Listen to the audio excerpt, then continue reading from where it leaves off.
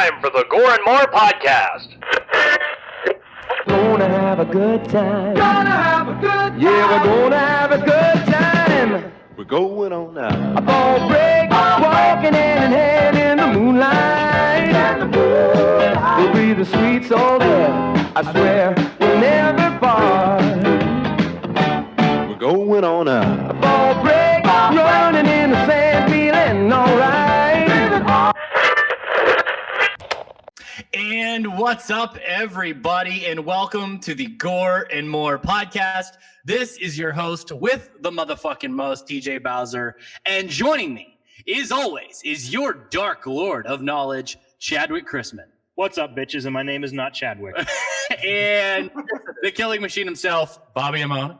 What's up, you fucks? And the luscious, the sexy, Big Johnny D. Hounds. He looks so professional. I love it. I have a question for all you Gorehounds out there. Will you go to prom with me? Oh! There it is, everybody. I hope you liked our new intro. I hope all the audio sounds good with all of our new equipment. I hope the video looks crisp. It looks like you I tapped in for $1. Hello, lady. Oh, shit. Oh, that's good. See, I think the problem we're having with the Chadwick problem here is the, it's the Step Brothers thing. You said he looks like going to a job interview. It's not Chad. It's not Chadwick. It's Chad. Right. I think it's the silent wick there. Okay, that gets me. Okay, guys. Well, thank you for joining us on another episode. So we got 1980s prom night, but before we get to that, it's time for your slice of life. Big Johnny D, what'd you do?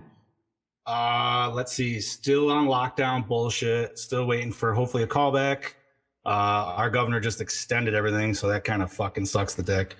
On the good note, got some cool new Switch games. I've been playing with a lot more friends online because of this whole Corona thing. Everybody's getting on like Xbox Live and shit like that. So at least to stay in touch with friends and all that shit. Finished up. Let's see. Really good. It's prom night, Jackie. Prom night. Come on, yo. Oh, God. Look at it. Now we're gonna go to like this point right about here. No. Hey, We're not there. We're not there yet. We're not there yet. Yeah. What? Give it about 20 minutes. Fuck that, dude. I hate wearing ties, man. That shit can't. That shit had to come right off. I was like, all right, we'll do it for that. If Chad talks, can you guys still hear him right now? Chad, what's up? Yep. Okay, cool. Yeah, Heather was right. There was, for at least me, there was like a slight 2 echo. second, 2 second echo. Yeah, I heard it. Um, And I don't know why this is. This might have something to do with it, but my audio was out of sync with the video. It does that almost every time we do the video intros. Like I was trying to get hilariously. okay. But no, man. Other than that, just been a nice chill week. Experienced a hell of a fucking weird weather, as I'm sure you guys did the other day. It was like on fucking crack. We got all 4 seasons in one day. It was great. Yeah, no shit. But no, man. Other than that, just nice chill week. And yeah, Chad, how are you been, my brother? I've been well, thank you. This past week, we celebrated my wife's 30th birthday. Awesome. Happy As birthday, best man. we could. We were still under lockdown. Our stay-at-home orders were actually lifted on Friday. So as of Friday, we can go out and do more things, but I pretty much ignored them anyway because I was over here every week doing the damn show for you guys because, fuck Tom Wolfe. Woo! Yeah! What about his health advisor, Chad? What do you think about his health advisor? You mean Garth's mom, dad? It's like Garth in drag. Really? Yeah, and it is a dude. Oh wait, so Lady Garth from number 2? It's a transgender. No, seriously, it is. I know. I just. It's a transgender. And by the way, I have to say, every picture, every video of her, she looks like her mom just died. Like she has this look like she's like on the verge of tears. Okay, fair enough. Really, really creepy looking man woman. Take. But no, like I said, we celebrate her birthday as best we can. I've watched a chick flick with her because that's the kind of thing she likes to do. She's not much into horror, but she's getting there. Unfortunately, she didn't get time to watch Prom Night with us, so I mean, you could call her, but she wouldn't have much insight on the movie tonight. I tried to, find time to watch it with her, but we just didn't get a chance. And we tested the calling feature earlier, and it does work. You can talk to me, but you cannot hear the rest of the boys. But you will come up through the feed.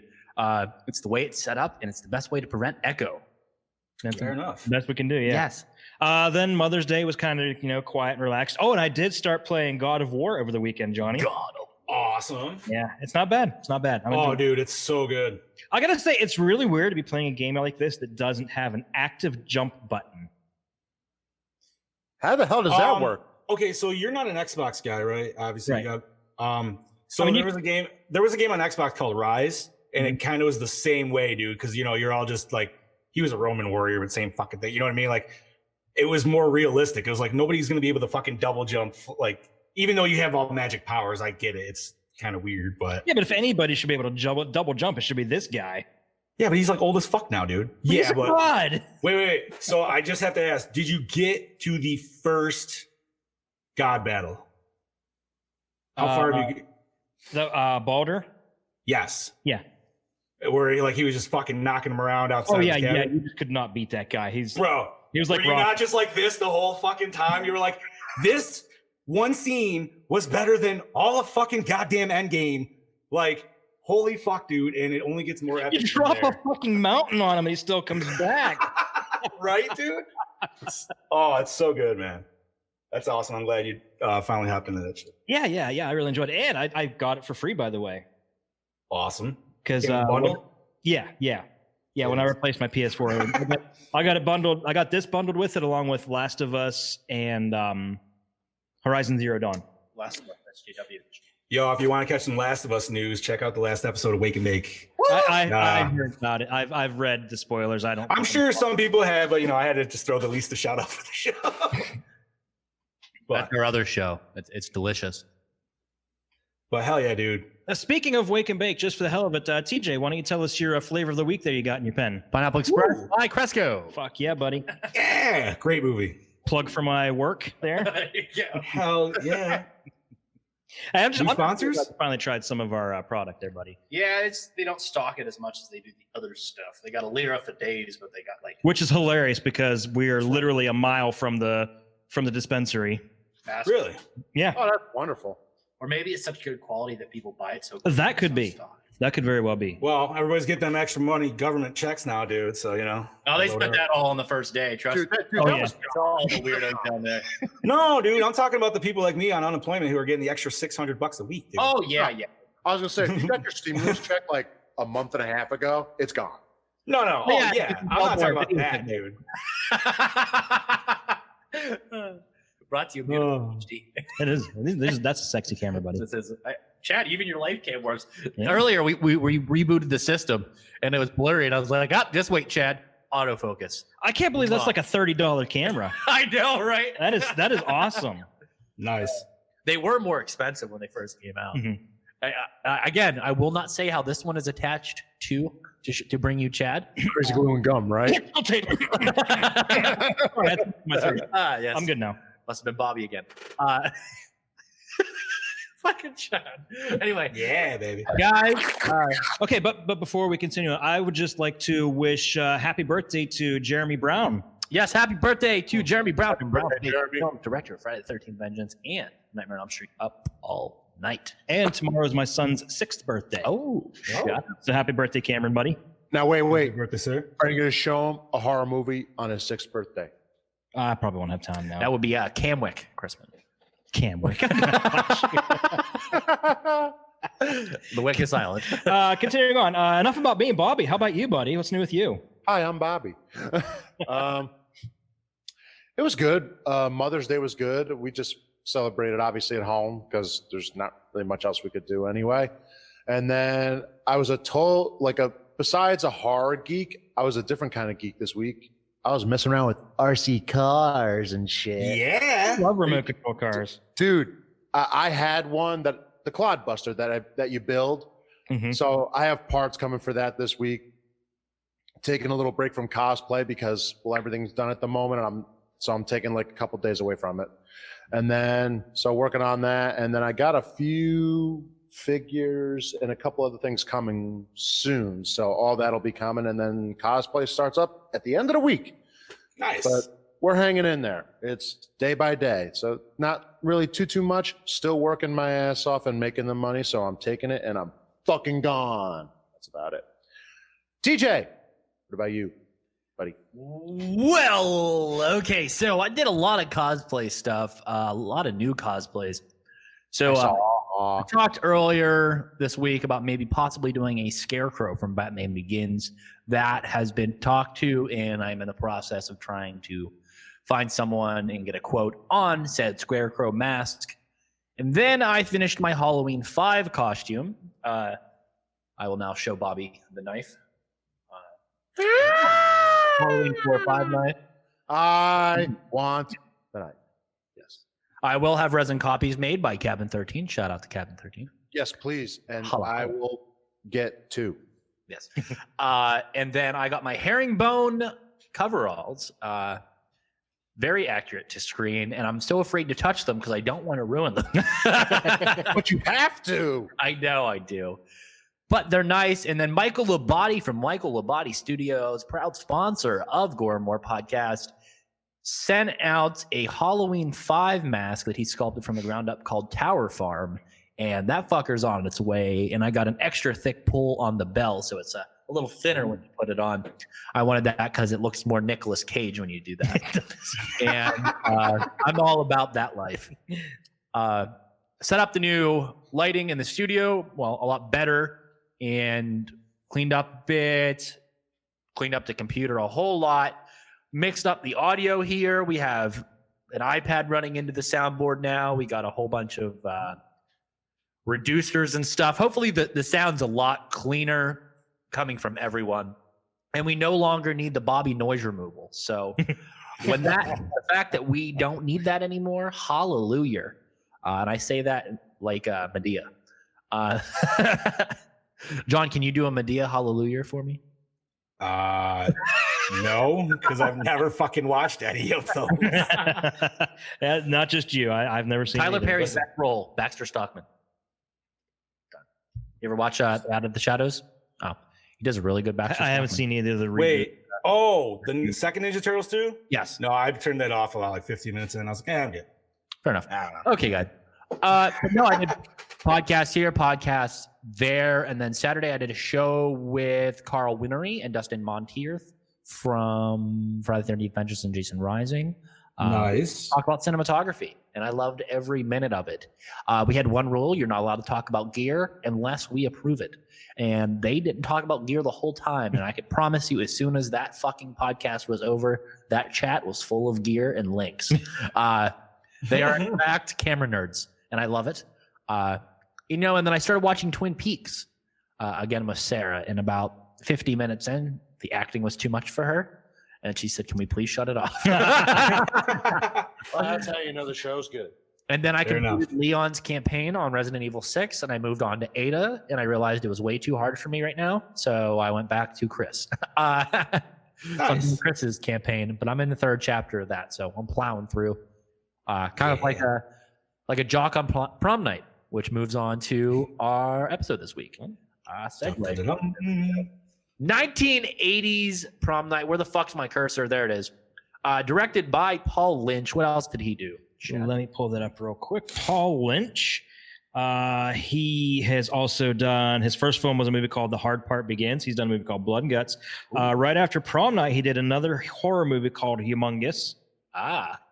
He's done several other movies. Strayed away from horror for the most part until right around 2000s era. Did Frozen with Fear. He also did a movie called The Keeper, which actually starred Dennis Hopper and Asia Argento. Yeah. Other than that, he's done television movies, television series. He's kept busy as a director. Awesome. 2 of his movies, though, Also, remind you guys, if you want to be called, leave a comment in the live stream, and we will give you a ring-a-ding on Facebook Messenger. Just be a friend with me on Facebook, and you can be on the show. Who picked Prom Night? That would be a meme thing. If it's a slasher film, it's me. Yeah. That is a safe bet. 9 times out of 10. Yeah. yeah, guys. So, written by William Gray, produced by Peter Simpson, starring Leslie Nielsen as Mr. Hammond. Holy fuck, that's awesome. Yes. JLC as Kimberly, Kim Hammond, Casey Stevens as Nick McBride, Eddie Benton as Wendy Richards, Michael Tuff as Alex Hammond, Robert A. Silverman as Mr. Sykes, Peta Oliver as Vicky, David Mucci as Lou Farmer, Mary Beth Rubens as Kelly Lynch, music by Paul Zaza and Carl Zitterer. Cinematography by Robert C. New, edited by Brian Ravik, distributed by AOBCO Embassy Pictures, get a new name, released July 18th, 1980. Runtime of 92 minutes, budget of 1.5 million, grossed 14.8 million. Oh yeah, it made a good bit of money. It did. After Friday the By the way, 13th. guys, quick quiz for you. What other movie did we recently review that was also distributed by Avco Embassy Pictures? The Fog. There you go. Bobby's on top of that shit. They also did Escape from New York. Ooh, I love that one. Chad? Yo, roll that beautiful bean footage. Butthole. Chad volume's on point because we fucking have the gain up 50%. A night to be beautiful. If it works. To be desirable. A night we can break all the rules. Look at that ass. That's a sexy logo that says Prom Night. That's like very 70s. Everyone at Golden High is getting ready for Prom Night. It's a day of rehearsals, arrangements, final preparations, and last phone calls.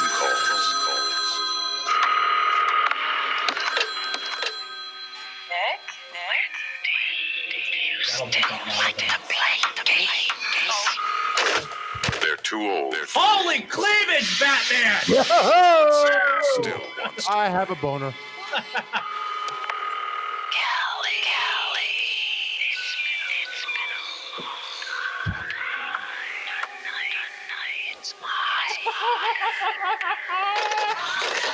Yes. Mr. Magoo goes to prom. Someone has come to the prom alone.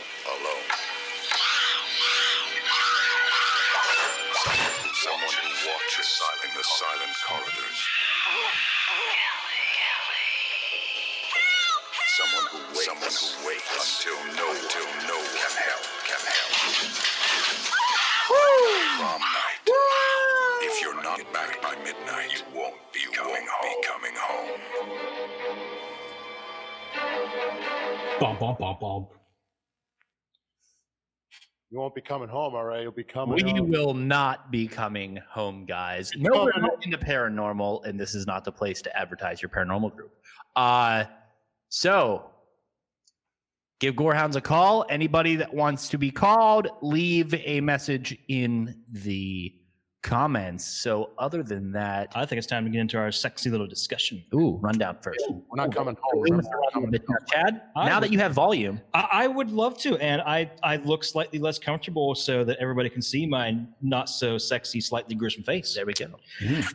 For 6 long years, Hamilton High School seniors Kelly Lynch, Jude Cunningham, Wendy Richards, and Nick McBride have been hiding the truth of what happened to 10-year-old Robin Hammond the day her broken body was discovered near an abandoned convent. I didn't know that was a convent. I thought it was just a school. The foursome kept secret of how they taunted Robin, backed her into a corner, and, until frightened, she stood on a window ledge and fell to her death. Though an accident, the then 12-year-olds feared they would be held responsible and vowed never to tell. Now, after years of keeping the secret, Robin's sister Kim is about to be crowned prom queen, but a chilling event undermines her party plans. Revenge for the 6-year-old murder is around the corner as the unknown observer turns maniacal killer, stalking the high school halls.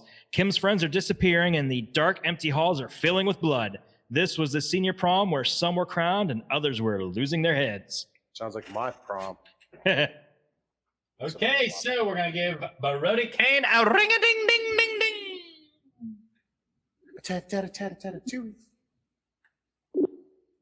Barodi Kane, you alive on the Gore N More podcast. What's up, you doppelganger, king-a-banger? Oh, not much, matey. Not much at all. Just getting ready for work this week, so you caught me at a good time. Okay, buddy. So this week's movie is 1980's Prom Night. How is it? Yeah, well, this is going to be a short and sweet convo, I dare say. It was pretty bad. I'm not gonna lie. It was pretty bad. I'll never get that hour and a half back in my life.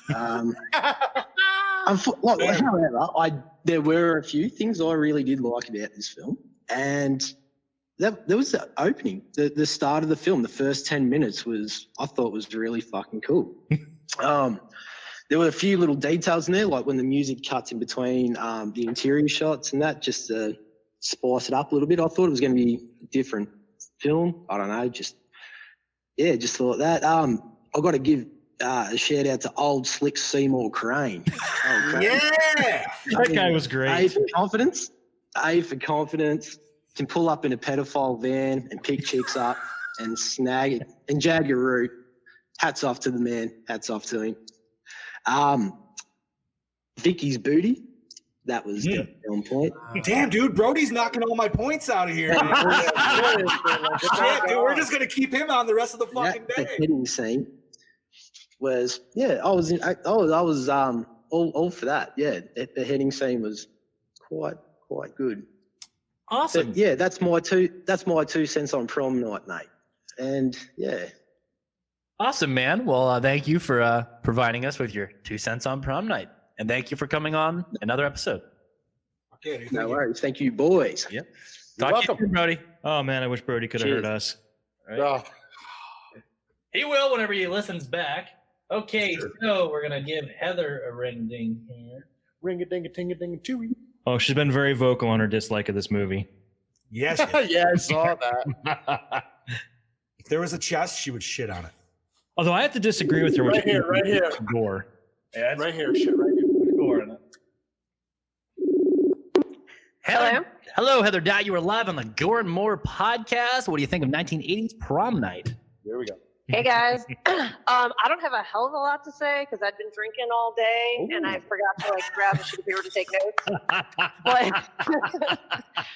But all I can say is I know I was so disappointed. I kept waiting for a gory kill and I got shit. I was like, come on. What about the decapitation? The decapitation was the only decent thing. But it was that was the very end. You had to wait till through the entire movie to get that. It's But you this villain was what the hell? Chad said to me, well, remember Halloween didn't have any gore. I was like, but Halloween had Michael. What was this guy? He was so lame. He was fast. We're going Did to he call have him Ski sparkles Mask in his Guy. hoodie? What was with the glittery ski mask, by the way?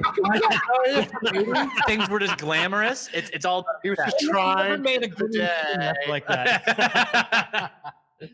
Well, Heather, what would you have to rate Prom Night? Oh, what would I rate it? For how much I did not get Bobby. any pleasure out of watching it, I think even though the acting was good and the script was pretty good, I think I'd have to go 2.25. Okay. That's actually Because I did not more generous than enjoy I it. was expecting. Okay. Very generous is one Heather Dye. Thank you for coming on another episode. Thanks. Catch you in the next one. Alrighty. Bye. Okay, so we lost our Amone, but he will be back soon enough, so you guys will get the three of us. Moving on It's with a threesome. Oh, it's a threesome. It's all fun though. Okay, Chad, we'll take this opportunity to peek behind the curtains. No, wait. We have not. Oh, that's true. We haven't even started talking about it. And I want to get Bobby back on here so we can do some more behind the So scenes. he's coming in. He's coming in. He's coming. He's coming out. Oh, boom, there he is. I don't know what happened there. I'm connected. It's all good. Yeah. Okay, some girl stole you and took you back to the stairwell, man. We get it. Yeah, so That now fast. Prom night. God, we did our she was copy. terrible, Time wasn't for it? us to discuss it, guys. What did you guys all think? I like the movie. I think it is a shining representation of Jamie Lee Curtis's early career, and definitely one of the films that allowed her to assert herself as a scream queen in the early 80s.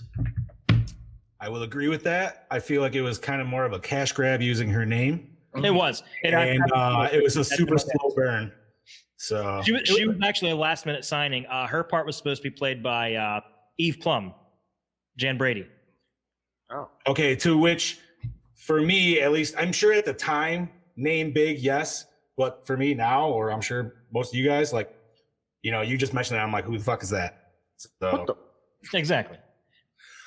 I agree with John on the cash grab for sure for this movie. Her performance was the best out of everybody. I will say that, but it was definitely like, okay, she's here to sell our movie. That's exactly what it was. Because I like it, but I'm at the same time like,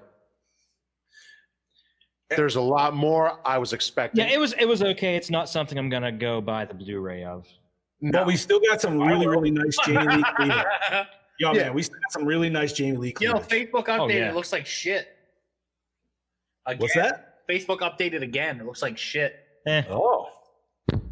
Weird. I will say Jamie Lee Curtis did have some pretty sweet dance moves. It is. Yes, she did. I mean, that cleavage has to be. Actually, she was dancing better when she was just out there on the floor before the prom even started. When she was just. Yeah. She's testing. Makes me wonder what them hips really do. As you can see by my name now. Hey, Robo Fuck. Robo Fuck's here. Hi. Up, buddy. Welcome, sir. Yes. Welcome. Would that be the? Is that the Sex Machine cosplay? Yeah. Dude, yes. Oh, wait a minute. If you don't have the gun with the double fucking oh man, the double chambers. I haven't watched that movie in a fucking minute. But no, man, like this movie was it's felt like just another early early 80s run of the mill, but like I said, or like we all said, it grabbed. I took a couple notes during the movie, not much, but I said watching it felt like it was made for TV. Especially the very beginning, it felt like it was a made for TV movie. We did discuss this with Brody earlier, and I agreed. Like I was like, it's like a soap opera. A little. Yeah. Have that. What did I say? 80s haze for days. Yeah, what was it? Was it Young and the Restless that creeped you out? Oh my god, yeah, dude. Listen, I can't even explain why. I was just a little kid. My grandma used to watch that shit. It was like a weird time in the afternoon. I would always hear that on. I'm like, I'm fucking out of here. I don't know. That's hilarious. Yeah. Those little kid phobia things. Yeah. Okay, so I had this one question, and I cannot fully understand why they did this. There was right after the beginning, where it flashed back to the present, which would have been 1980. It showed the parents. They're sitting there and they're looking at a picture of their dead daughter. Mm-hmm. Why was it a black and white picture?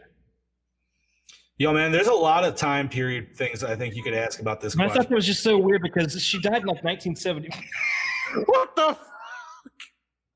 What the hell? All right. She died in 74. Everybody had color photographs then. Why was it black and white? That was just seemed like a bizarre choice to me. It probably not. It's budgetary constraints. I'm willing to bet. Budgetary constraints, because color photographs were so expensive back in 1979. Exactly. They had to pay for Jamie Lee, dude. Like, that's true. All the money went to her. Yeah. Everything else was extra. I also, and I brought this up in the chat. What the fuck? Why was everybody on the phone for the first 20 minutes of the movie? Every scene, somebody was either talking on the phone, answering the phone was ringing. It was annoying me. I feel to answer that appropriately, it is prom night. So everybody's calling for the date. Like that's what my take was. Yeah, but most people have dates weeks before prom. Listen, bro. I mean, granted, I speak with the times of when I went. When I asked my prom date over fucking AIM, so you totally just dated yourself saying that. I don't give a flying fuck. I said I was gonna, dude. I was the last. My prom even predates that, so. Dude, listen, it was the last minute decision. I wasn't even gonna go, and I was just like, fuck it. So I was just like, yo, you want to go? She's like, hell yeah. I was like, all right, cool. I asked mine 2 weeks before, and she's like, don't I have to sign a paper? I'm like, yeah, you could take care of that. You could take care of that. Nice. Yeah. I like it. I also, and this is also my list, I really got a kick out of it. And I don't know if they ever did this. I got a kick out of fucking Unibrow smoking in the school hallway. Dude, you guys are hitting all my bullet points. That was listen, I can attest. When my mother was in high school, oh yeah, there were people fucking smoking right in the hallway like that. Oh yeah. I believe it, dude. They didn't give a shit. It's a different time, man. Back then, you could smoke in front of a baby and nobody questioned you. Now you do it and it's abuse, and the baby's going. All right. I think we're trying to get pimped. Not pimped. I think we're trying to get sold a prostitute here on the. What the hell live is stream. this? What is? So I think that this Isaac guy is trying to sell us his 24-year-old, almost 24-year-old prostitute aunt Annie, which makes no sense to me. But happy to know that I'm virgin. Oh, details coming later. Let's continue with this review. Yeah. Oh Jesus. But that was my notes. Unibrow. I just got a kick out of that guy. Oh yeah, dude. He was. But I mean, the coolest guy was definitely Slick. Oh yeah. Fuck yeah, dude. The puppies couldn't get out. Like. What the fuck is going on here? Just enjoy it. Just enjoy the weird shit. I love it. Yeah, I am, dude. I'm just Not only Enjoying it. It's just like, wait a minute. Okay, so not only did the short, chubby guy with the creeper van get a last-minute date on prom night, that dude had a hollowed-out history book full of joints. Yes, that guy is that dude was the a winner. stud. Okay, he is Shelly, but the cool version of Shelly, Spinal Tap edition. Oh yes. No, you are 100% correct, dude. Like, And he gets laid with that dude. he got laid. His best line was, "You know what I think I need? What's that? I think I need another joint." She's like, "You do too." And I'm like, I love this fucking guy. I don't want him to die. Come on. Yeah, I was like, why did he have to die? Come on, he didn't do anything wrong. Yo, bro. Straight up. And I know somebody already fucking. Yeah, dude. Wait. Oh.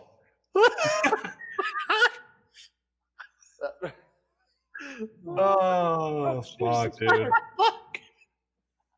Guys, I think our chat just turned into, you know. I I don't know what. beyond words here. I don't know what to say. What's going on. I like it though. It's fucking nuts.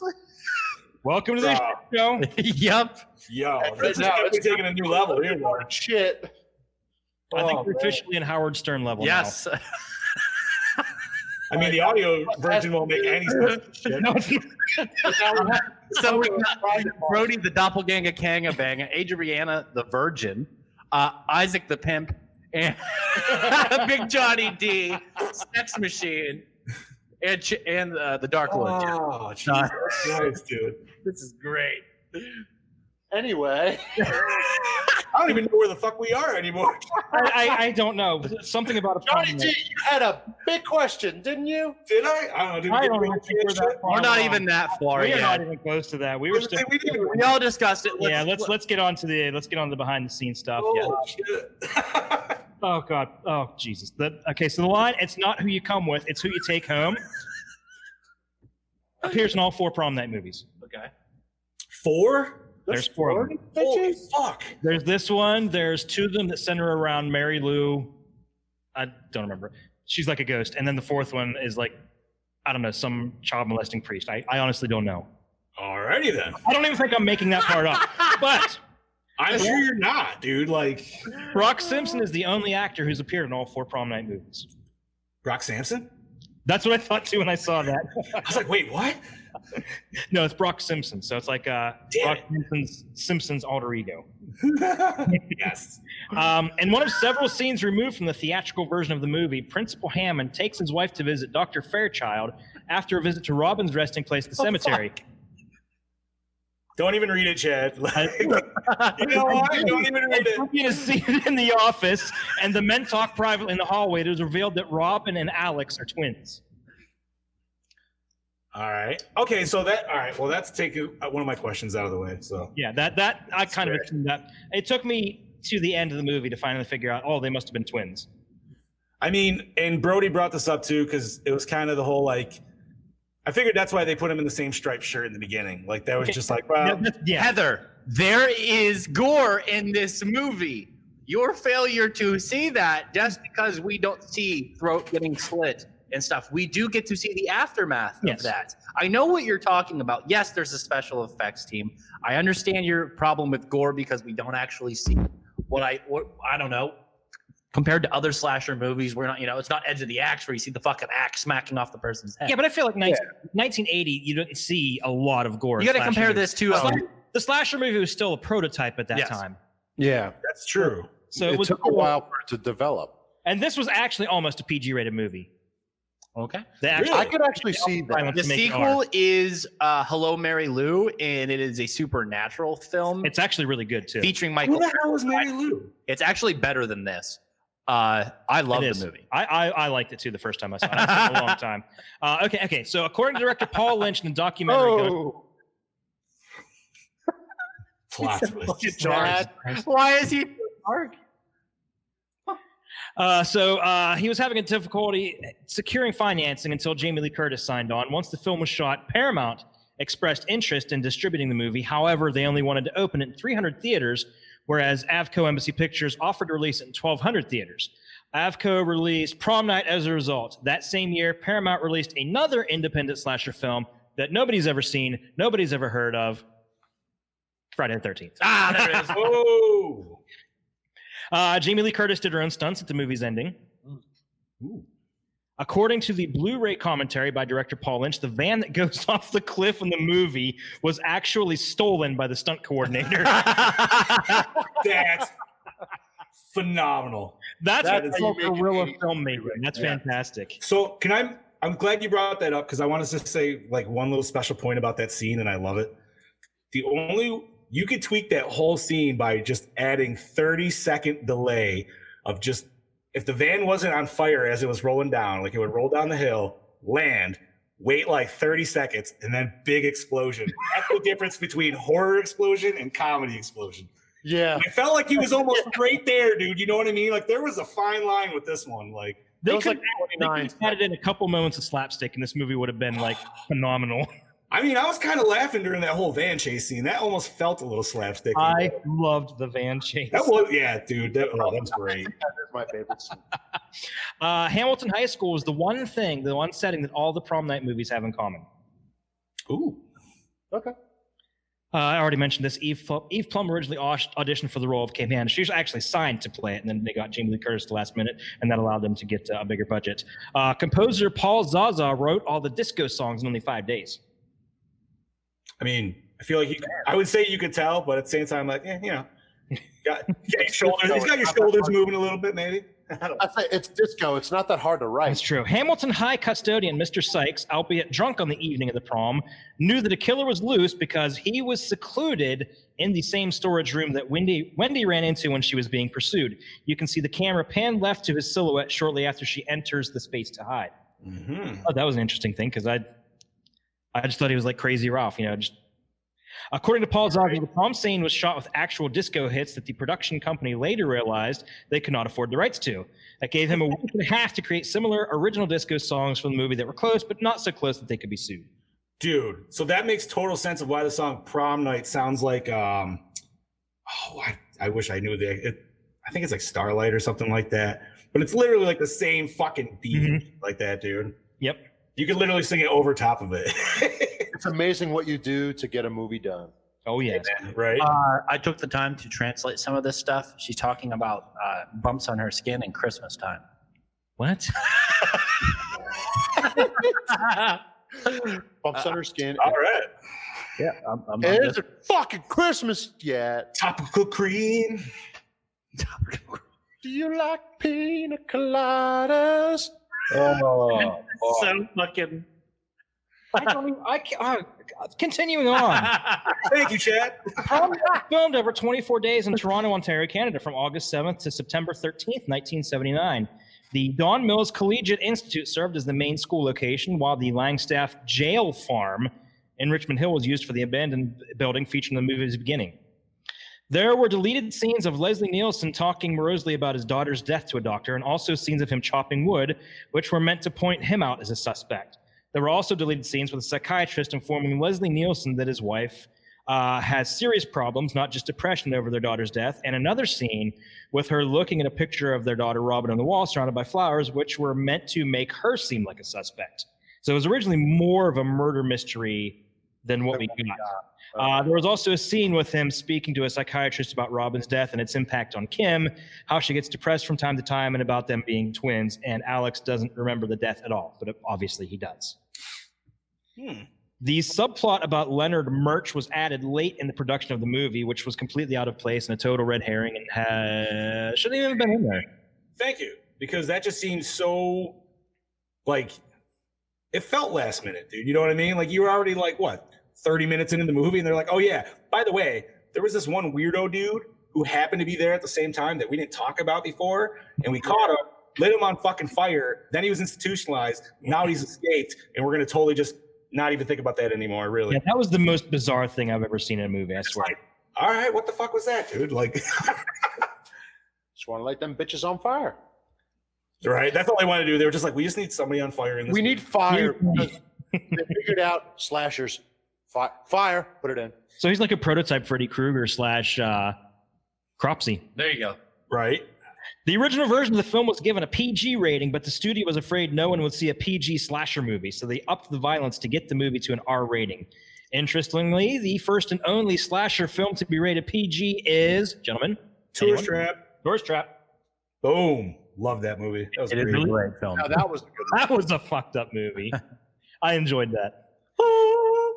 Director Paul Lynch developed Prom Night after a meeting with producer Irwin Yablans. Lynch had wanted to work on a horror movie, and in response to a suggestion, he utilized a holiday as a basis for the movie. Lynch decided on building the premise around the event of the high school prom.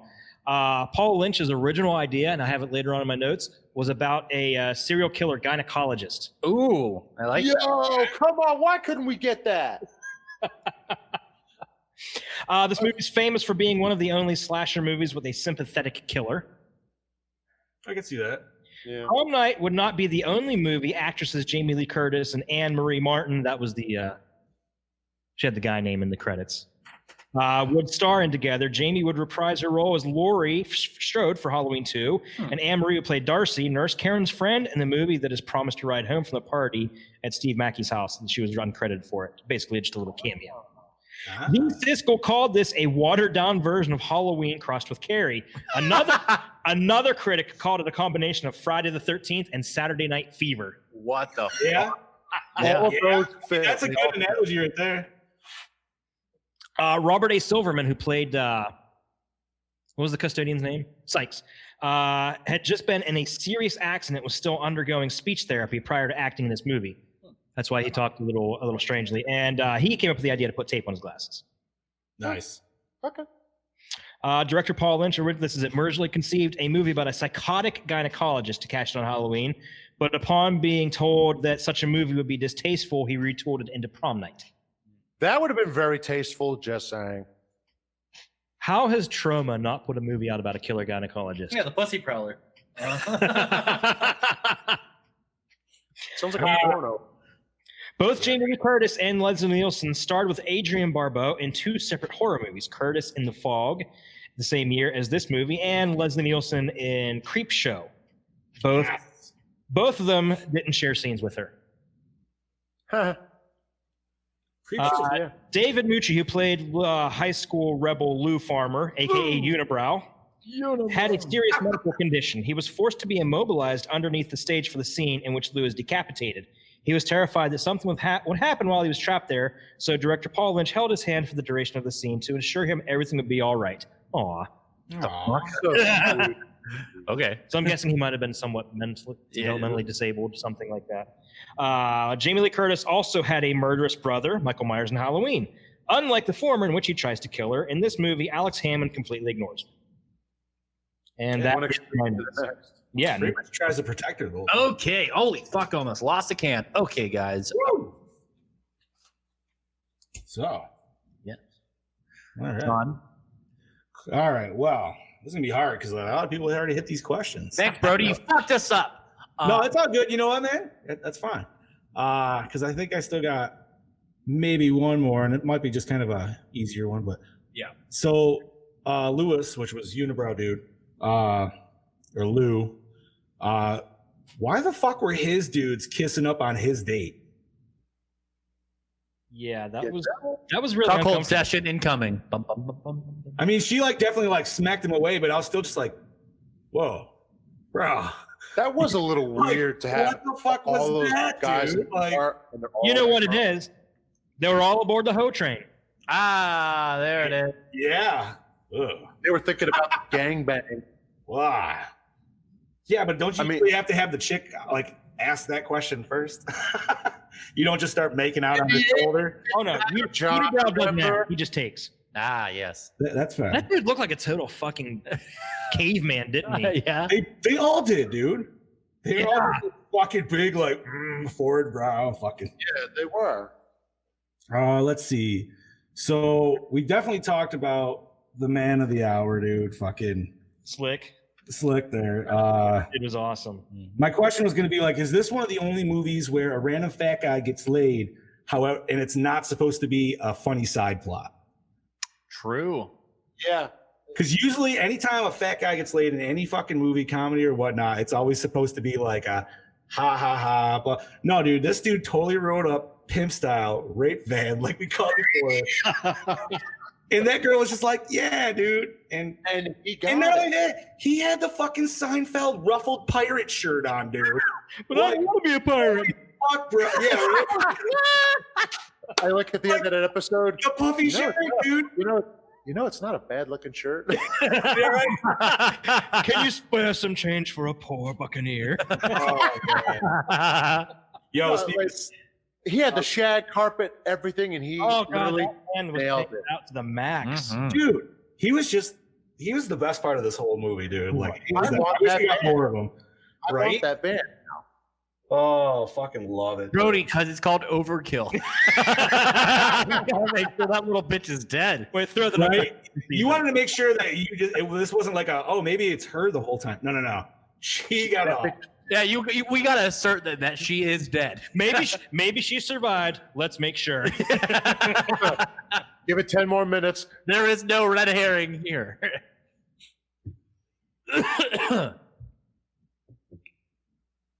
Dead Space, hello. Sorry. Johnny. I was sharing stuff. Sorry. I was sharing the thing because I actually got a couple more back. It blocks me after like 5 minutes. It is a straight pedo mobile. It's Matt the Jew. Hello, Matt the Jew. Oh, what's up, buddy? Matt will be coming home to us very soon. Matt the Jew has been getting his life together, and he is coming back to Man Hall of Heroes Right on, with buddy. a unnamed host. So stay tuned for the return of Hall of Heroes. A Welcome less back, boring buddy. version of Hall of Heroes. Less boring. Much more Jewier, much more entertaining. All right. And they will have a Patreon, and he will collect shekels. Okay. Oh, I'm liking it. Wow. I can't wait for the Christmas dreidel episodes. Anyway, I'll tell you right now, if we're all going to hell, these episodes are the total reasons why. Yeah. But you know who's not going to hell? Matt the Jew, because Jews don't believe in hell. bingo. He's less boring. There you go. By boring, Chad fell asleep. That was how he cured his insomnia. Yep. True fact. Please breathe new life into that show. Moving on. Douche of the movie.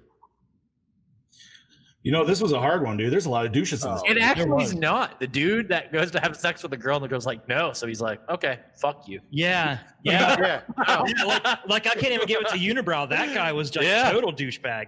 He literally was like, maybe. he was terrible. I mean, To the point where he even took the corsage out of his lapel and throws it at her. see, I thought that was Yeah. serious. See? He gets my jokes. He gets shekels are the only jokes. Oh my God. So I don't know, man, because like I'm saying, like, okay, yes, that he's definitely like top runner, Lou's top runner. I feel even Wendy could go in there because I would like say she's she- a fucking bitch the whole time. I Like, would say a real douchebag is her because she literally has a scowl on her face at everything all the time. what does that have to do with the scout? The fact that she's like trying to use other dudes for her plot to get, you know what I mean? Like, I don't know. I'm going to go with her. I'd give it to Unibrow, but at the same time, he just doesn't give a fuck. I'd give it to her. She's a bitch. I Man, don't like her nipples. She's not What's gonna. that? The dude that was like, "Hey, we're not gonna have sex, so I'm gonna leave." Yeah, I mean, Her nipples were not the best. I did not enjoy her nipples. They weren't. Trent would not approve. No. For Friday the 13th. That's what I'm thinking of Trent. Her nipples were not placed. I'm gonna have to say about really thinking about it. I'm gonna almost have to agree with the guy that left his woman in the thing. That was hard, dude. Like, and he could have saved her. Like, it almost could have been like, if they did have sex, he possibly could have saved her. She might have not. But it's not his movie. Nope. And if they did have sex, they definitely would have both had to die because that's horror movie rules. So either way, they were both getting killed or killing each other because of that. But he got out of there, so he's good. I'm sticking with him. I'm sticking with him for douche the movie. That's fair. I don't know though, because Unibrow though, dude, he was just grabbing up on them too, though, man. I don't know, man. Dude, a lot of like weird fucking. Okay, if you put the Unibrow in the context of he looked fucked up because he might be mentally challenged in some way. I don't think he was meant to. He cried during a fucking scene because he had to go underneath the stage. Okay, but the only reason we know that is because we're talking behind the scenes, just watching the movie. Yeah, it's just the main fucking huge bully dude, like who's grabbing on chicks' asses and shit. Like I don't know. I'm gonna have to go with the next guy. I'll agree with that because you know what? I'm going with the girl. She was a bitch.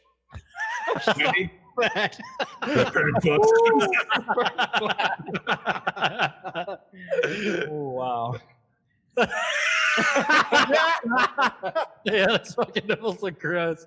I wish we could have got Brody to say that on the phone call because just hearing that in the Australian accent would have been fantastic. Oh yes. Gross. Anyway, moving on. I guess that was to the questions. What's everybody's favorite kill? Decapitation. Yeah. Decapitation. Yeah. Dude, I like how he literally just full on swing, and it's like halfway through, he's like, "Fuck, I did this too hard." Bang! Boom! And he just fucking.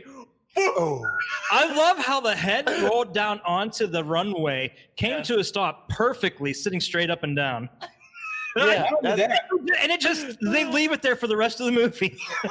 But that was an awesome shot of everybody running out and then just the light bulb twinkling around and shit. That was great. 20 seconds. I laughed so hard as soon as he fucking started swinging that axe. I was like, "This isn't gonna end well. This isn't gonna end well," and I love it.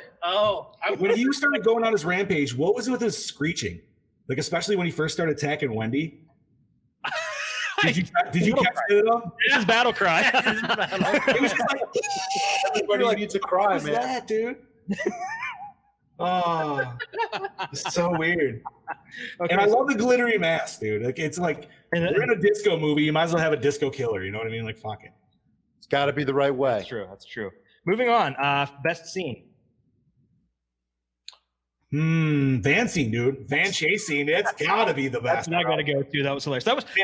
Now that I think about it, that was almost kind of like the killer on the car in Town Dread at Sundown. Oh yeah, I forgot Yeah. about that. Yep. I would have to say for mine, There's a TV version of this Mm-hmm. And add some of the deleted scenes on back in. YouTube. You can find 9 minutes of the deleted scenes. Ooh. my favorite scene probably would have to be the ending, like before we find out who he is. That whole sequence from the chopped head forward. And by the way, I got to say, the first time I saw this was a long, long time ago. I was like in my teenage years, and even I predicted who the killer was. Like it was not a surprise. Yeah, they didn't really do the red herring. I feel like, well, I don't know. No, they didn't. They didn't. Because you're like, who else? Like, there was really nobody else at that scene that they showed that they could have been. Yeah. So, I don't know. But, whatever. TJ, what was your favorite scene, buddy? My favorite scene? Yeah. I think that's pretty evident. It's whenever he swings that fucking axe and he gets into the electrical panel. I love it. I'm really trying to find it. I've done this too hard. I should have seen that coming. It's glorious. That isn't cranberry sauce already. Yeah, it's not as good as that though. Oh, I miss our soundboard already. I know. Yeah. It'll be fixed. Well, that brings us to the opening scene. Hook you in, guys. Yes. I mean, I was kind of wondering where it was going to go, but I was like, well, there's only kids. I think it's set up a good backstory. And I've said this countless times before. The best slasher films set up a good 5 to 10 minute backstory, and then go from there. Yeah. They don't fucking do 20 minutes Friday the 13th remake and then go into a completely different story or make some sort of convoluted fucking thing that they try to do throughout the subplot. Oh, with flashbacks. I'm not gonna lie. If you gave me that whole just 20 minutes, just the front of that movie, and that was it, that was fucking great. Right? Like, holy shit, was I pumped when the fucking title hit, and then the rest was just like, boo! And you're like, what the fuck just happened, dude? I was fucking erect that whole 20 minutes. Now it's just nothing. If you take those two and separate them, yeah, Fine. Wonderful. You'll be fine.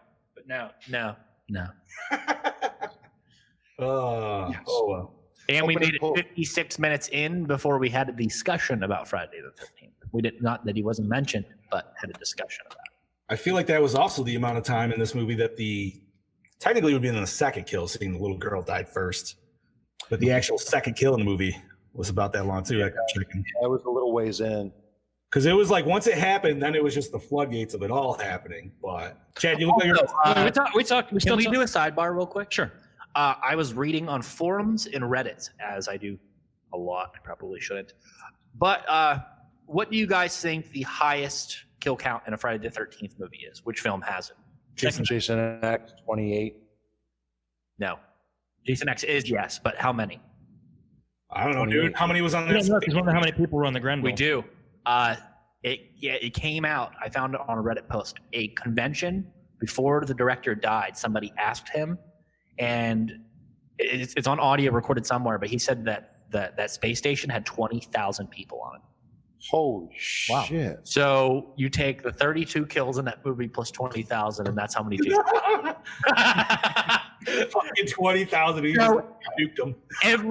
Every fucking ranking you see on Facebook of like how many kills did Jason have in his movies? How many kills did Michael have? No, Jason is daddy. He is the father. He had 20,032 kills in Jason X. 20,000. 32 counted that you know of, and the other 20,000 can't miss it. Don't you always get an argument though that people are like, "Well, Jason didn't kill him." I'm like, "Yeah." But that shit wouldn't have Technically, He wouldn't if have it wasn't died what he did. If he didn't get the guy killed, Exactly. it wouldn't have counted. Right. But since he did, guess what? Who's steering the fucking ship? Nobody. Jason did it. Fuck you. Continue. I just got Bobby revved up, dude. You want to go, bro? I'll go through this. I'll go through this. Friday the 13th sidebar.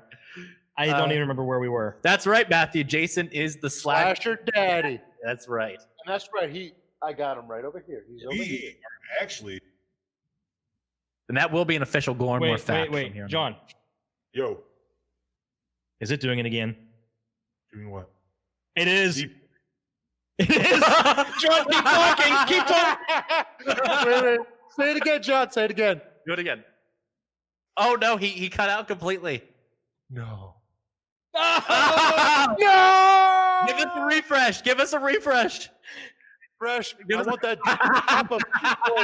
God damn it! It was doing it again. John's sexy deep voice. We heard a hello, and it was so awesome. Come on. I was feeling a tingling down below. Now it's gone.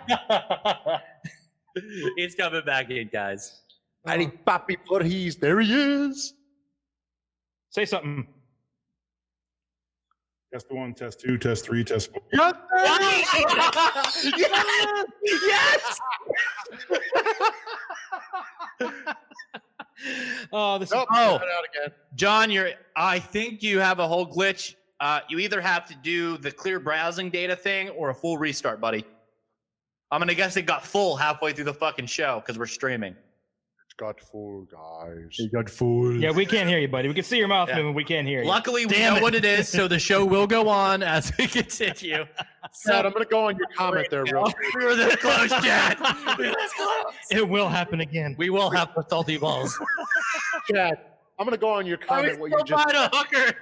Yes. I can see your mouth moving, They but I have know not what you're responded in a while. saying. I think the offer's still on the table. Oh, what's that, Bobby? You know that comment you just said? I can see your mouth moving, but I don't know what you're saying. Yes. Sounds like a blowjob. Oh, there we go.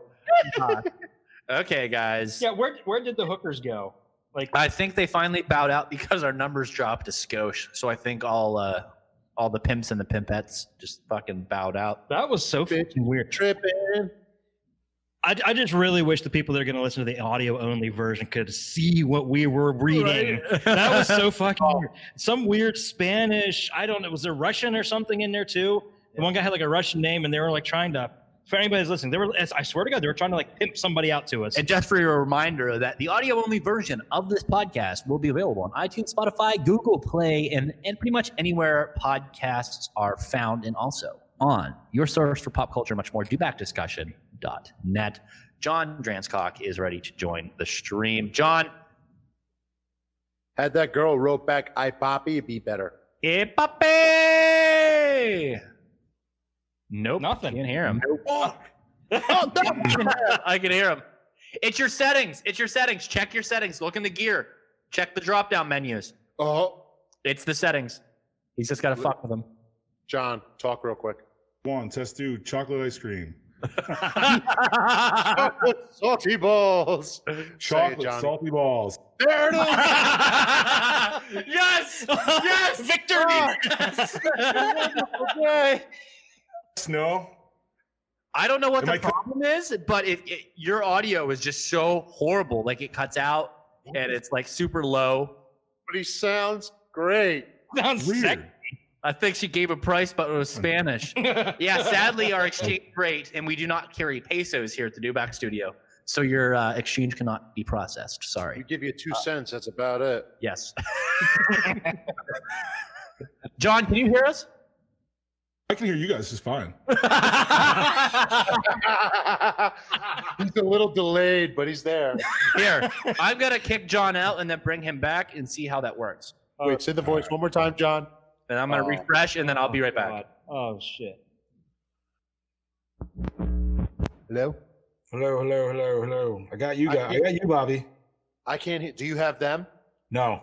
Okay, apparently Brody and them can hear me. They can hear us, They can all hear us.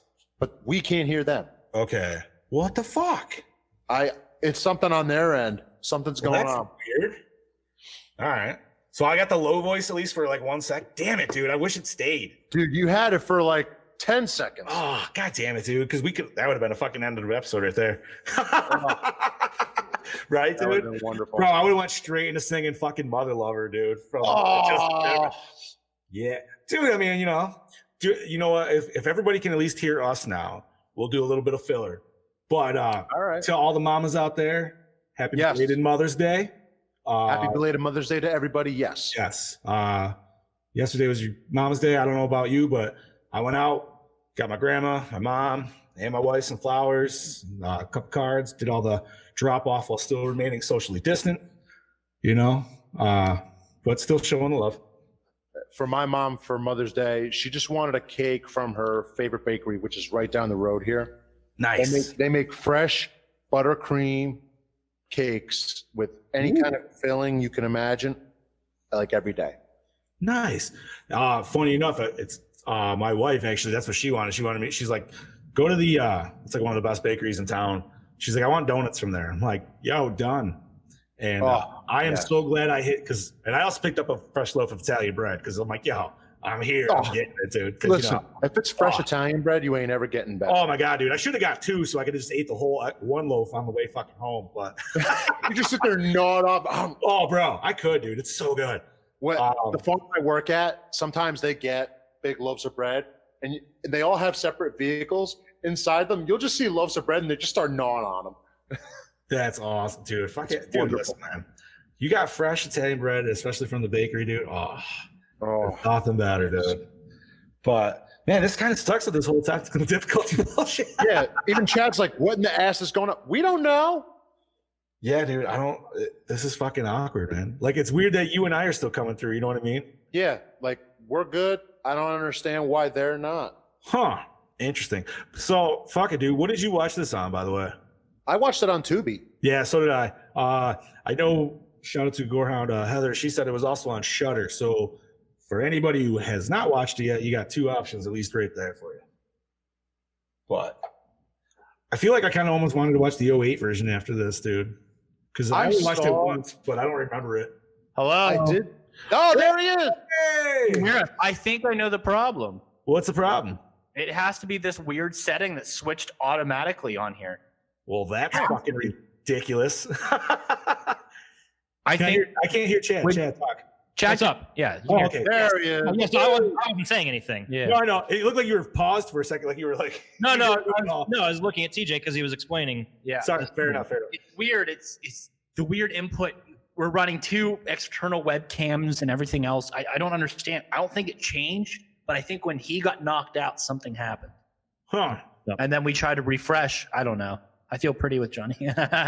Well, hey, welcome back, everyone. The show goes on. We kept it going. We just to fill you guys in case you. Yeah, couldn't we hear can us. hear you guys. Oh, We good. All right, at least you could hear us then. Okay, Everybody that's else could hear you just fine. They just nothing was going on through our end.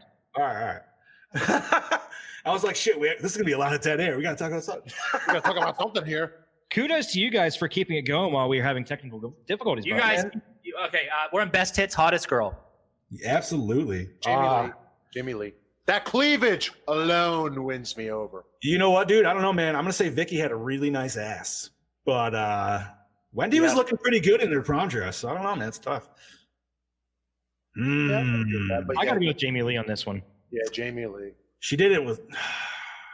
Man, she did have a. We won't have that problem again. I just disabled them. Yeah. Ooh, all right. Hmm. And I will say this with Jamie Lee, you never see her boobs until a comedy movie in 1980. You know what? You don't need to see boobs because the cleavage is enough. You can cuff and get off just on that stuff. I mean, oh my God, it's the tease that makes it. Oh my God. And then I saw Trading Places and I went, Yeah, that's right. Wait, were you guys talking about calzones? Because I see no. No, oh, that's Okay, Heather Guy just, wanting us to talk about those calzones. No, we were talking about the Mother's Day, which led into Italian bread. What we each did, yeah, and then led into the bakery talk, which led into Italian bread, which led into us salivating over that. So, Roger said my talking mom about- hates me. And talking about ricotta cheese. Ricotta. Ricotta! oh shit! So I got to say Jamie Lee in this one as well. You know what? I'll just go. Yeah, she was top notch. There's a reason they brought her into this movie. She showed just enough skin to intrigue you, to entice you. Right? And you were hopeful because you were like, ooh, Jamie Lee in the shower. And you were like, damn it. Nope. You're hoping to get it. Yeah. So, what does that take us to, gentlemen? Did the score set the mood? Oh, yeah. Well, Totally. if we're going for Saturday Night Fever here, then abso-fucking-lutely. I thought the score was excellent. Yeah, I did too. I love the score. I think it.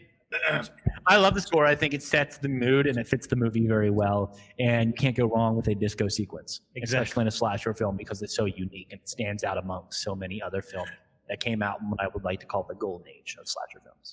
The only one that I can nod, besides I'm sure other prom night movies and prom serial killers, is one that we've already watched that we were really confused because it started with a Halloween disco party at Christmas time. Oh God, yeah. Oh, yeah.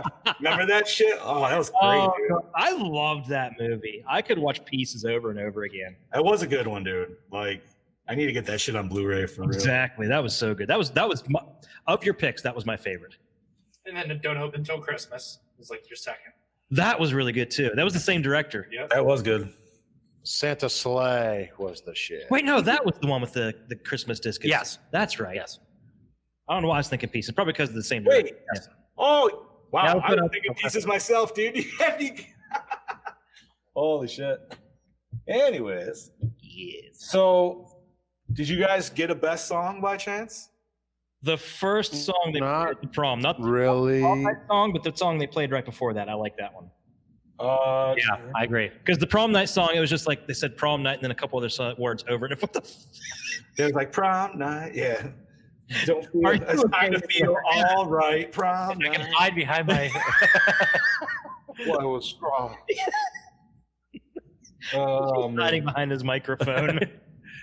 One thing I will say about like the sounds in this movie, though, seeing we're kind of on this topic, yeah, we didn't get like the direct on shot of the killing, but the sound effects for each of the kills were pretty nasty. Oh yeah, they did sound fucking Like, nasty. Also, the killer's voice was very reminiscent of Billy from Black Christmas. Yeah. Yeah. It You know, was. I thought about that when I was watching. With like the screeching, yeah. I want to lick your pretty big pussy. What did that one boyfriend say? I He's got like, that sound effect. There you he's go. like, what was it? A heavy breather? He's like, oh yeah, you like that. Jesus Christ, Bobby. I get into it. That's all I gotta say. Fuck, dude. I am so sad that we already lost John's sexy Right. chef voice. I'm sad, dude. I can't even hear it. One day, I will get things that we can do that in real time. So don't you worry. I want to get a whammy pedal that controls only John's voice. Oh yes. I could just reach over. How you got? And he will never know. Yeah, but I want you to tell me because I can hit that. You have to tell him so he could sing. Yeah. Yes.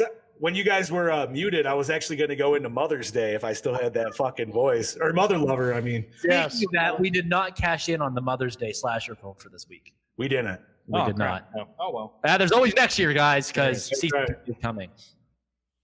The trilogy. The year of the trilogy. Yes.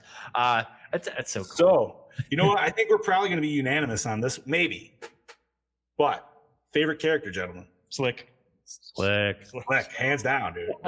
Slick for sure. That dude was the pimp daddy of pimp daddies. He was. He was an honest pimp daddy. That's exactly what he was. Final Tap Shelly. I love when he met Jamie Lee Curtis's date. He's like, here. It's like just a little token of my gratitude. He's like, he's like, and you are Slick. He's like, I bet you are. I should have named that as the best scene. That was hilarious. That was good, dude. I still love that he had the puffy shirt, man. That just fucking made it for me. Like, I already loved him, and then you came in with that, dude. I was just dying. You know, it's not a bad looking shirt. Hey, you know, this is before The Fog. He's technically the first pirate in a slasher film. Ooh. Oh yeah. Huh. Speaking of puffy shirt, sad note today, we lost Mr. Costanza. Yes, we did. Rest in peace. At 92, yeah, rest in power. 92 years old. He lived a good life, long life. Legendary comedian. I've heard stuff before. He did Seinfeld like years and years ago. Fucking funny shit. We have to celebrate Festivus. As you should. That's right. Oh, man. So, was it scary? Nope. Terrifying. Nope, not at all. Terrifying. Terrifying, as in the copy that I watched was super hazy. There was grain for days, and we even had tears in a couple scenes. I honestly think the haze is just a result of how it was shot. I don't think there's any way to fix that. Then why the fuck was there tears? What did you watch it on by chance? What? I watched it on Amazon Prime via Shutter Channel. Okay. I watched it on Tubi as well. Yeah, I know Chad. Now, did you guys experience the grain or the tears in the footage? I don't know if I saw No. Or am I experiencing this because I'm watching on 4K television? That's also a possibility. Okay. I mean, I got it on 4K too, but I don't know. On Tubi, it was just fuzzy. You experienced the haze, though, correct? Right. Yeah. Okay, but you did not see the grain, the tears, or any of that? No, it was actually, other than the haze, it was actually still like a pretty clean copy, I thought. Okay, you should see the one through the Prime channel because I don't think that they're streaming from Shutter. I think copy. So it almost I could very very check out that and the actual copy on Shutter in itself. Yeah. Oh, okay. Interesting. I'll have to look into that tonight because I use both. So we'll see how that translates. Yeah, the copy was pretty decent. Because I thought, Tubi probably goes off the Shout Factory one because Tubi features Shout Factory TV. Yeah. So I think that's what you guys got. So you probably got the direct 2K scan of the original negative. That's a good possibility. Rather than probably a digitally upscaled DVD. So this is kind of like the comparison of when we both watched two different copies of Pieces. Yes. Yeah. Yes. And we got a different It's version. been a while since we had a discussion about this. This is great. I love doing Yeah, this. it's wonderful. Have you guys ever seen this on VHS anywhere? No, this is actually my first time seeing it. Yeah, it's our it's second my time first repeating. too. It's my third or fourth. This is actually a movie I watch quite frequently. I don't know. The JLC movies from this time period are just a constant thing for me. This, Terror Train, and Halloween. Dude, Terror Train was a good one. Terror Train of these two movies was the better. That was scary. This for Again, me. Terror Train, the cinematography is just fucking crazy good. So Yeah. It was just a better whodunit movie too. you haven't watched Terror Train yet? No. Who did that review with us? Was it Tyler? Or was I remember because I had worked late that night. Yep, that was a and, you robo guys, fuck. and you guys called me up in the middle of the show to ask about the one mask. I'm Oh, sure yes, will comment here. Be like, oh yeah, that's right, because it was the Sleesack versus Gorn. Yeah, and Oh yeah. God, I love your fucking arguments. Right, dude? Classic. Oh shit. So do we think it holds up today? I want to say as a slasher film, early slasher, yes. I can't remember what the remake was, so The remake was okay. Oh, okay. Cool thing about the remake. The killer's weapon is a tire iron, and on each end of the tire iron is a different instrument of death. dude, I remember. Okay, yes, I do remember. Oh, that. yes. that's interesting. Terror Train was the last one I did with you guys so far. Yeah, we'll get you back on here soon, buddy. Who knows? Bobby just has to go to White Castle again. The sigh of disappointment, dude. I love it. Bobby, is that a cell phone or a TV remote? That was a remote. Cell phone. Oh, he had the remote earlier. I saw He it. wasn't sniffing it, so it wasn't a remote. Yes. Corey, where's my Corey Be happy. Kaufman? Somewhere. I was gonna say I know when Heather was calling, and he was definitely playing with it because he had that up with a number 2. Oh, by the way, I mentioned this with TJ earlier. I got to bring this up to you guys. Over the weekend, I watched again for the first time in a while. I watched Oh, Galaxy Hannah. Hannah, shut up. Hello, sweetheart. What was it?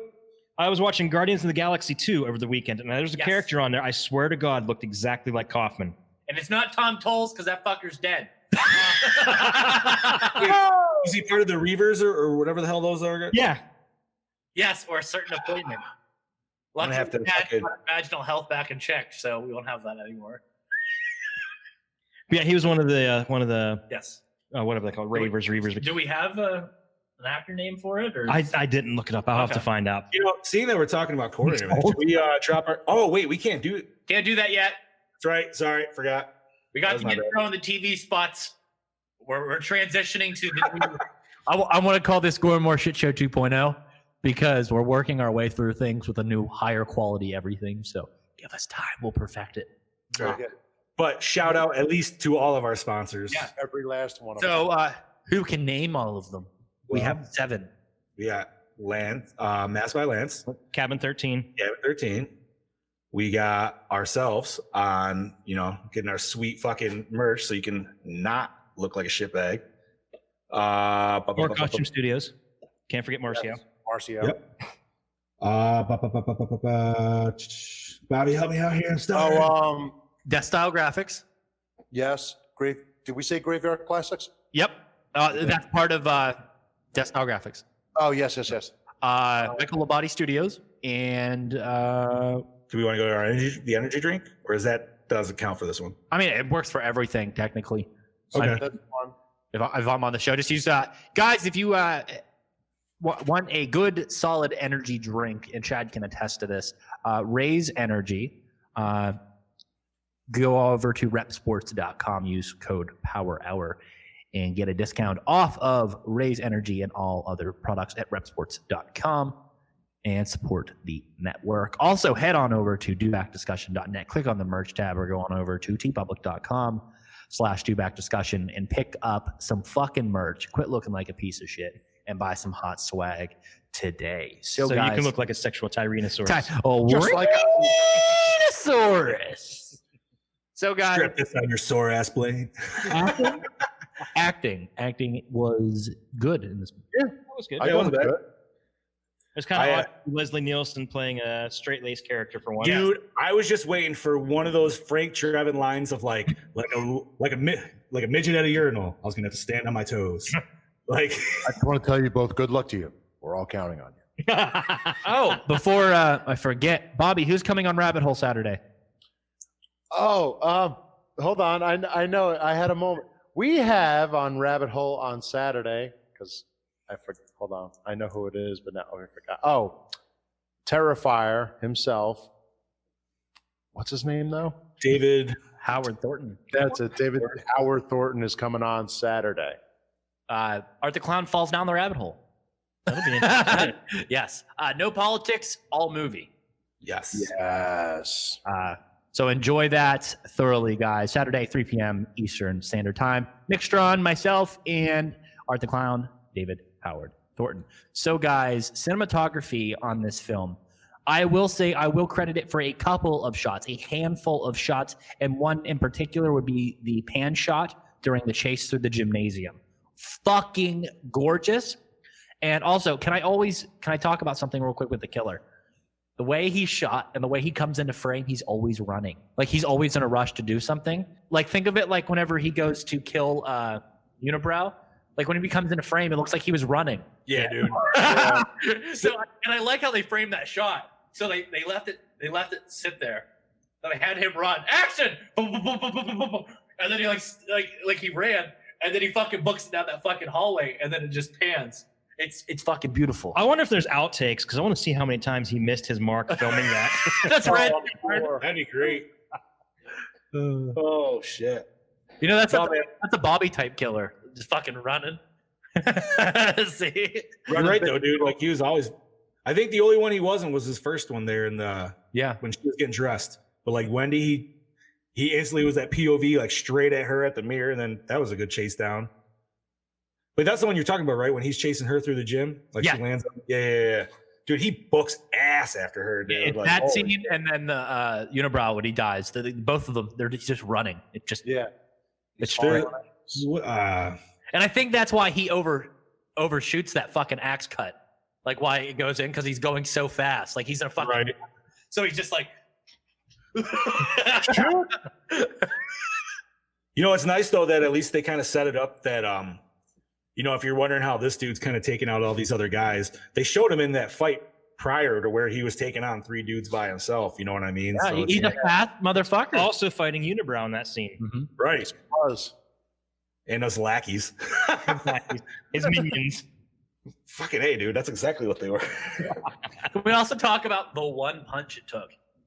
One punch. Bro. It was so smooth. I wish things were that fucking easy. So, wait a minute. Who's stronger, though? Him or Slick? Because Slick punched his ass out, fucking like backhanded him once, and he fucking flew out that van. I'll tell you, that one punch shouldn't be too surprising because if you look this, I think it was the first scene where it showed him when they were adults, and it shows him, and he's wearing like this really almost like a skin tight shirt. Dude, that dude was fucking jacked. Yeah, he was, dude. I mean, you could see his fucking muscles under that shirt. That dude was not some skinny mini. That dude worked out. But hell yeah, dude. No, oh yeah, when he was in the principal's office and he's just like huffing and puffing there, dude. Yeah. He looks like he's about to pass out. What, you think I'm gonna give him special treatment because he's my son? You're right. I love it. So do you guys like the premise? Yeah, actually, I do like the premise. Yeah, it was good. Very nice. Nice one. It was, I love basically any holiday / certain type of setting theme horror movie. That could, I'm interested to see where the sequels go. I think you said they go supernatural. Completely 180. Yeah, they go all supernatural, killer, undead, ghostly. Prom and queen. what makes me mad is they do not have a Blu-ray release of Hello, Mary Lou. So we're really talking like almost a slumber party. That would be right up their alley. That would be so amazing. Oh my god, a 2-pack with 1 and 3 or 2 and 3. I mean, yes, both the Mary Lou movies. I'd buy that in a heartbeat. Yeah, no shit. Even if we got like a Mary Lou NECA, that'd be dope. Oh, the burned one. Yeah, I was thinking they can do the Linnea Quigley one. So that why can't they do that? Didn't they do that with the 2-pack with for Did they do her? Oh yeah. Yeah, see? Oh so they shit. could totally that's do right. Mary Lou. Like Demon Mary Lou. That'd be cool as fuck. Yeah. Well, now we're keeping those on the roster for next year, right? Oh yeah. Okay. Oh yes. Because I know there's a few of them that we've all decided we're just like, you know what, we don't even need to fucking touch that shit. But those sound kind of interesting. Yeah. Oh yeah, those are the films that we're gonna have to do that. Yeah. All right. Prom Night 3 might be a hard one to find. I don't. Yeah. But I didn't know that. I have the DVD for 2. So Prom Night 3 is I watched it the other day. Really? I think it was on Tubi. Is it? Oh, yeah. Neat. Yeah. I love Tubi, dude. It's such a random fucking service, and I love it. Yeah. What it does is it draws from all the less popular streaming services and then borrows the licenses from them and then replaces that with commercials. So you're able to watch certain titles from these various streaming services with commercials. And the commercial interruption isn't that bad. So think of it like No, it really is. Google for obscure streaming services. Right. Yeah. I was gonna say the commercial breaks. I think I had like literally 2 of them the whole movie. And it's not bad. No. yeah, you get like 3 15-second commercials. And you can watch all the Evil Bong movies. So I was gonna wonder if you guys ever would want to go that cheesy. I would be okay with that, only because I think I love full Well, moon. you did bring up the possibility of getting a full moon subscription. So Yeah, I talked to Chad the other day. With it would cost very minimal, and I was going to buy it anyway. Full Moon is now offering the Puppet Master 1 through whatever. I think it's 1 through was 12 movies. Holy fuck! might only be 10. Yeah. 12, but you get the whole box set for 60, Blu-rays of for them. $60. Oh And shit! for free when you buy the year subscription of Full Moon features. And the box set's normally 120. So I was going to buy that and then just share the Full Moon features code with us all, so then we can watch all the Killjoys, all the Puppet Masters, all the Evil Bongs, all of the species, subspecies, all of the Trancers. I've only made it to Evil Bong 2, so I haven't. So you haven't even got to like the space Evil ones. Bong versus No, Oh. like because Yeah, I Evil know. Bong is in the same universe as the Ginger Dead Man, and we got Oh, that's a great movie. perfect. and then we Yes. also get Doll Man versus Demonic Toys, another good movie. Ooh. Hell yeah! Right. I It's- watch them so it- much. Full Moon is a less sleazy version of Trauma. Yes. Yeah, I can go with that. See, wouldn't you almost want like Trauma and Full Moon to combine together to have an awesome streaming service? That would be fun. What's that? Trauma has their own streaming service. No, I'm saying, but if they combined them both, dude, you could just call it like the. Well, I garbage. think like all of these dudes should, like some mogul, like horror mogul, like Eli Roth should buy off all these companies and like be one big streaming service, like the Netflix of horror. Well, I wouldn't Because necessarily- Shudder- I wouldn't say buy out the companies, but No, but, definitely like- get some kind of licensing yeah. agreement. Because like Shudder's cool and all, but it's like Netflix light.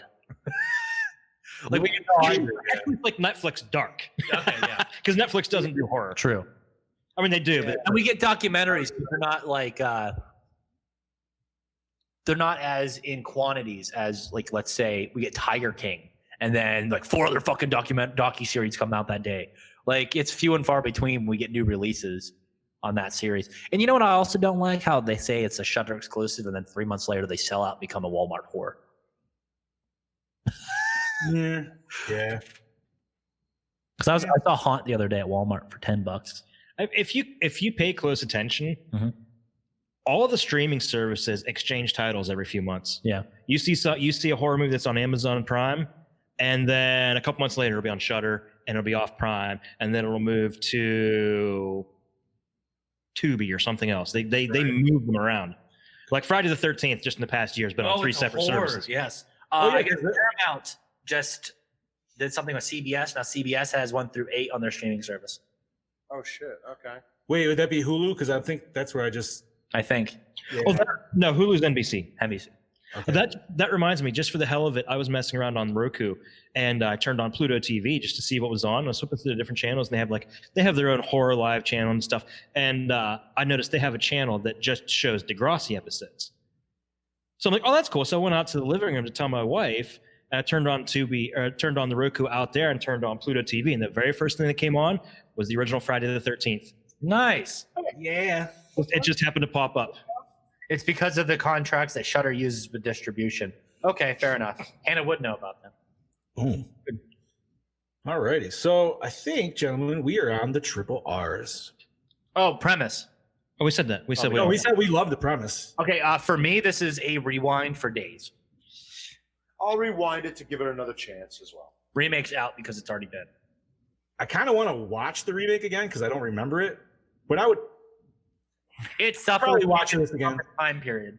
I'm Like, already going to 2000s. rewind. I don't want to just completely throw it away and ignore it ever happened. It's marginally because of Leslie Nielsen and And Jamie Lee Curtis. Jamie Lee Curtis performance. Yeah, I mean, she did a really good job. I mean, you can't really discredit that whole movie just because. And again, any movie that come out around this time period should be accredited to starting the slasher. Yeah, it's like I said, it's a proto slasher, so you can't really you don't want to really give it too much grief. You can't knock it because this is the blueprint for so much. Yeah, they were still getting their feet wet. It was a new process. I love the movie in general, but it just could have done more. But I still do love it. So, guys, let's get into the bloody VHS tapes. The rating. Let's start with Chad. Chad, I'm gonna give it 2.25. Okay. Because I didn't hate it, but I also didn't love it. It's middle of the road. Sex Machine. I will give it 3. Okay. Solid 3. Big Johnny D. I'm gonna go 2.5, sir. And I will give it a 3. 2.6. Okay. Say that's fair enough. Yep. Prom Night 1980 gets a 2.6 out of 5 bloody VHS tapes for your official. Got to make a note of that here because I don't have a pen here to write in my handy dandy little notebook. So 6. Okay. Official. Johnny got that. Johnny got that reference. Yeah, I did. I always use that shit. Brody Kane says he just bought a signed Phantasm 2 poster from Don Core. How do you say that? Scorsarelli. Sequel. Amazing sequel and film series. I agree. Best watched under the influence of cannabis. I have never made it past, what is there, 5? Yes. Yeah. I think I got to 3. Yeah, you don't need to watch Ravager. It's fucking garbage. Yeah, that's what I heard. It's basically a fan film. Yeah. But I'd never seen any. I didn't see Ravager. I saw 3 and 4 and don't really remember much of them. Is 4 the one that goes back and shows the origin of the tall man? Is that Oblivion? Yeah. Yeah. Okay. I know you can get the 5-pack on like Blu-ray for like $20 or something like that. Yeah. Yo, so now that we're TJ, I got a question for you, man, because I know you are a fan of the Resident Evil series. So I've been pounding through those, and I finally finished them up about 2 nights ago. Never seen the last one until Beautiful send-off. You know what, dude? I was confused as fuck because I felt like they left a lot out in the beginning. So like what the fuck happened, dude? What do you mean? So like all of a sudden, dude, like there was this big war, and then the next one starts and literally shows nothing. She's calling out of a hole in the ground, and everything's fucking like nuked. Like they didn't show anything. Well, I think they just skipped that whole thing, just kind of like jump to the fallout so they can start this story. I mean, I liked how like kind of like the jump between Mad Max and Road Warrior. Somewhere in the middle, there was a nuclear war. Yeah.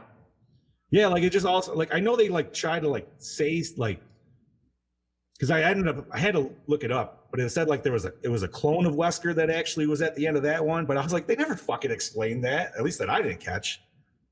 I mean, was that any? Are you sure you watched all the films in order? You didn't miss one. Yeah, what, dude, all 6 movies. Yeah, because the last one was the final chapter. The one before that's the one where she's in Russia with the huge base where they have all the weird scenarios play out, and then Leon and Ada's in that one.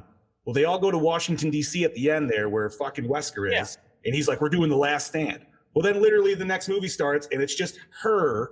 Everybody else is like dead. But I saw the last stand is going to kill the Red Queen. Right. But then like, it just, I mean, like everybody was wiped out. They didn't show anybody like fighting for survival or nothing. Like they're just I think that just kind of be implied that Alice survives at the end. And they also kept mentioning that they infected her with a fake T virus, but at the same time, the whole time she was worried about dying when she unleashed that thing at the end. So that's what I was also kind of confused on. So how did the series end anyway? She was Red Queen the whole time. She was a clone. She was a clone of Red Queen. Oh, and that's why she's so special. Right. And also a clone that actually survived the process. That was actually had the powers and shit. And that's where it kind of confused me because I thought the Red Queen was developed after the little girl number 2, which no, right. Red Queen was in the first movie. Correct. But the little girl that was infected the whole time from the dad that was in the wheelchair because he was working on the T virus to save her. That's what I was saying. Like, dude, the final chapter fucking like retconned all that shit, dude. And I was just like, wait, what? Mm-hmm. And it just threw like I liked. I have to go back and watch it. Yeah, you will, dude. Because I'm interested to see what your take is. Because like I like. Last time I saw that was in theaters. Okay. I gotta go back and revisit those. Like, so you're talking like 4 years ago. I think that was. Yeah. No, it was. Here's my problem with it, and I'm gonna throw back to one of the movies that we did, and it was actually one of my picks, and I know we all shit on it, but it was Splinter. I felt like with this movie, a lot of fucking shaky cam. Like I was just like, holy fuck, dude! Like every scene is just like fucking super cut, and. Sarah was complaining about that.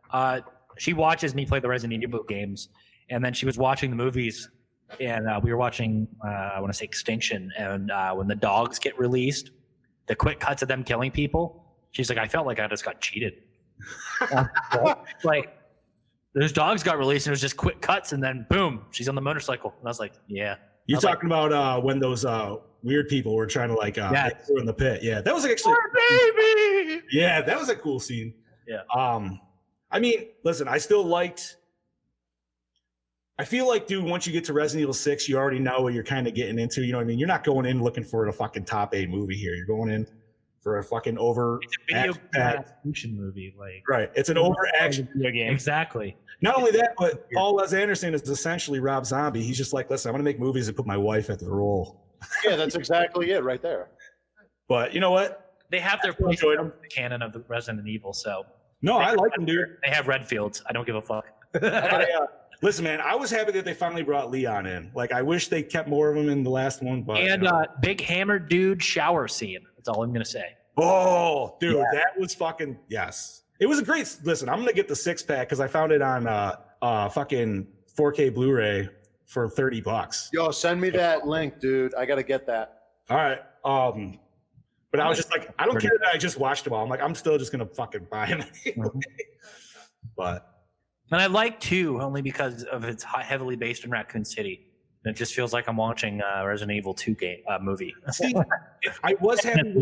Yes, I was happy with last chapter that they did go back to Raccoon. Like that was cool. And listen, there was a lot of cool stuff in that movie. The whole like him having the horde chase him as they're leading all the way to the fucking city. That was awesome. Yeah. But no, man, it was a good series. I just wish the last movie had more answers, but you know, it is what it is. I think it just made us start a secondary live because we went over 100 minutes. Oh, really? Yep. Oh shit. I say we're going till 8 o'clock. That's the latest we've ever gone. Yeah, we might want to wrap this up, guys. Yeah. Right, so I think I gotta go to bed. we still going? No, we're still going. It just some weird. I was gonna say, it still says live. So. Oh, dude, we've reached so many people.